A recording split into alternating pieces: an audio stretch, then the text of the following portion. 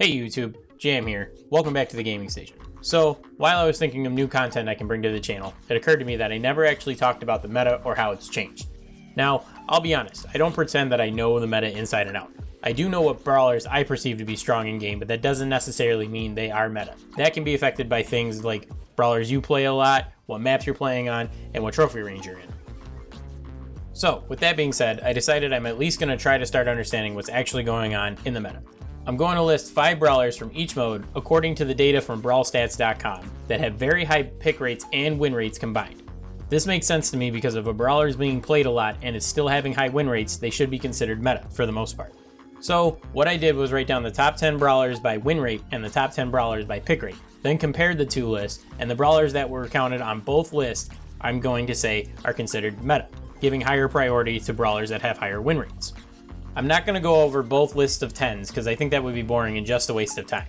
I'm going to just list the 5 brawlers that showed up on both sides of the list, and as well as give a few honorable mentions for the mode. Now today I'm only going to be doing gem grab. I started making this video for all 3v3 modes, but it was way too long. So for now, I'm just going to take it in smaller parts and see how you guys react to it. But before we start getting into the lists, I just want to acknowledge this might not be the best way to go about doing this for a few reasons. So first off, I'm only looking at the 600 plus category in brawlstats.com because I believe that the meta develops from the top of ladder down.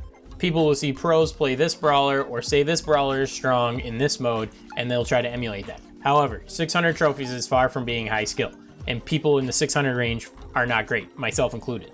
So this will lead to bad players playing the same brawlers that good players play, but losing more often and skewing numbers.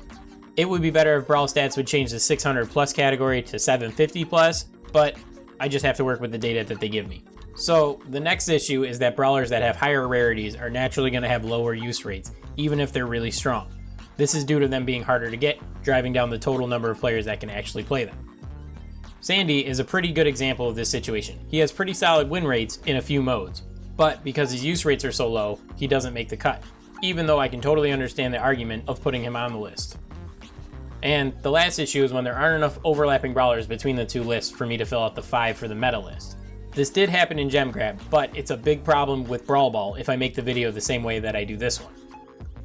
Now, if you guys have any suggestions on how to do this a little bit better, please let me know down in the comments. Like I said before, I'm just trying to wrap my head around this whole thing for now, so if there's a better way of getting the information or a better way of making the video, I'm more than open to any suggestions. Okay. With that out of the way, let's get started on the list. Oh, also as a side note, I got these numbers on Tuesday the 26th. So, the exact numbers may change a little depending on when I post this video, but I don't think it's going to affect my picks all that much. Okay, so first we'll go through the honorable mentions for Gem Grab. Now, remember, honorable mentions are still viable in the game mode, they just didn't make the top tier list according to the way I'm reading the win and pick rates. Okay, so the first honorable mention is Sandy. Sandy has top 5 win rates, but his use rate is only 2.5%. This is why he didn't make the cut onto my meta list. It's simply because his rarity limits how many people can play him, I think. Okay, next honorable mention is Mr. P. Mr. P has the top win rate in Gem Grab as of right now, but his use rate is only 1.4%, which is far too low. Again, I think this has something to do with his rarity being so high. Him being a mythic naturally lowers how many people have him unlocked. And then we got 2 more honorable mentions. They're going to be Nita and Ems. So while both of them do rank on one of each list, they didn't make the rank on the other. And I thought about having them both tie with number 5 on the list, but I couldn't justify it because of how high number 5's pick rates actually are when compared to them. And that's going to do it for my honorable mentions. So with those out of the way, let's get started on the 5 Gem Grab meta brawlers according to the way I'm reading the data. So number 5 is going to be Jean. While Jean is only 12th on the list in win rate, and that technically removes him from being qualified on my list, I stretch for him to be on this list because while he's just short of tying with number 10 in terms of win rate by about 0.4%, he's still holding a 6.5% use rate, which is good for number 2 on the use rate list. Now, we all know why Jean is so popular in Gem Grab. He's a great gem carrier, he has 2 good star powers, and he can turn the match with just 1 super. I'm more than confident that he counts to be a meta brawler while technically having lower win rates than what I'd like. Okay, on to number 4. Number 4 is going to be Penny. I was kind of surprised by this myself, but when going over the numbers, Penny's number 10 in win rates, sitting at 53.8%, while holding down the 5th place spot for use rates at 5.4%. I get why Penny is such a popular choice in Gem Grab 2. She can play lane or mid depending on the comp around her, and of course she has crazy area of control when she gets her turret out. She's definitely a solid pick for most Gem Grab maps. Next up, coming in at number 3 on the list, is Polka. While I have a feeling that Poco's numbers are inflated due to the number 1 brawler on my list, I can't argue with how good he is in Gem Grab. Right now, Poco is number 9 in win rates, sitting at a 54.1%, while holding down the 3rd spot in pick rates at 6.2%. And Poco is definitely a really good gem carrier due to his really good sustain between his super and his gadget. And if you have Decapo, you can heal your teammates while helping them win their lanes and offering great team utility.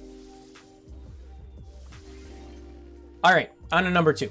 Number 2 is actually going to be Tara. It's odd that Tara's numbers are so high, but she has always been really good in Gem Grab, so I'm not really shocked. Right now, Tara holds the 6th spot in terms of win rate at 55.7%, and 10th in pick rate at 4.1%. As a side note, this is one of those instances where I said a brawler would rank higher if their win rate was higher, because technically Poco has the better pick rate, but I lowered him because Tara has a better win rate. Anyway, like I said, Tara has always been really good in Gem Grab. She's got decent health, has a sneaky amount of damage, and like Jean, she can change the flow of a match with just one well-timed super. And now we've come to my number 1 meta brawler for Gem Grab. The number 1 brawler, the way I'm reading the data and ranking them, is Rosa. She holds the 5th highest win rate at 55.7%, while holding the 6th highest use rate at 5%. This one isn't a big surprise, as a lot of Gem Grab maps help Rosa a lot, by either having a lot of walls or a lot of grass so she can connect her gadget and hide in grass for the entire match. Between this stuff and Poco's use rates, she was pretty much guaranteed a high spot on this list when ranking brawlers this way.